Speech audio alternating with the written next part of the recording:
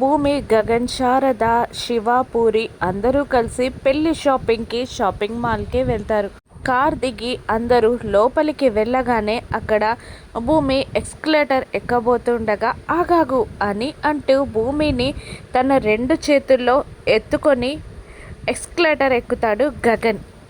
భూమి, గగన్లు ఒకరినొకరు ప్రేమగా కళ్ళలోకి చూసుకుంటూ ఉంటారు. శారద ముసిముసిగా నవ్వుతూ ఉంటుంది. ఫస్ట్ ఫ్లోర్ రాగానే భూమిని గగన్ దించకుండా అలాగే తన చేతుల్లో పట్టుకొని ఉండగా పూరి గగన్ని ఆట పట్టిస్తూ అన్నయ్య ఫస్ట్ ఫ్లోర్ వచ్చేసింది అనగానే ఉలిక్కిపడి భూమిని కిందికి దించి అది తనకి ఎస్కలేటర్ ఎక్కడం రాదని అంటూ నసుగుతూ ఉంటాడు. ఇక గగన్ చేసిన పనికి అందరూ చిన్నగా నవ్వుకుంటూ ఉంటారు. ఇక డ్రెస్సెస్ సెలెక్ట్ చేయడానికి అక్కడికి వెళ్తారు.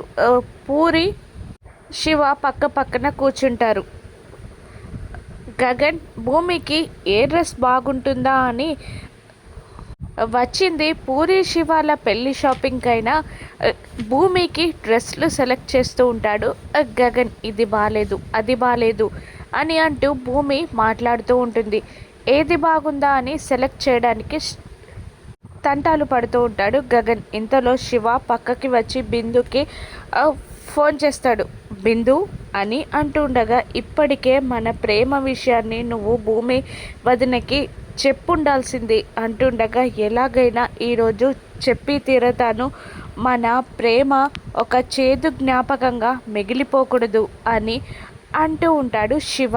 భూమికి డ్రెస్ సెలెక్ట్ చేసే పనిలో గగన్ ఉండగా శివ కోసం పూరి ఎదురు చూస్తూ ఉండగా శారీస్ని చూస్తూ ఉంటుంది శారద. కానీ భూమి శివ అన్న మాటలు విని షాక్ అవుతుంది. ఇప్పుడు భూమి ఏం చేస్తుంది? మళ్ళీ భూమి గగన్లు దూరం అవ్వనున్నారా?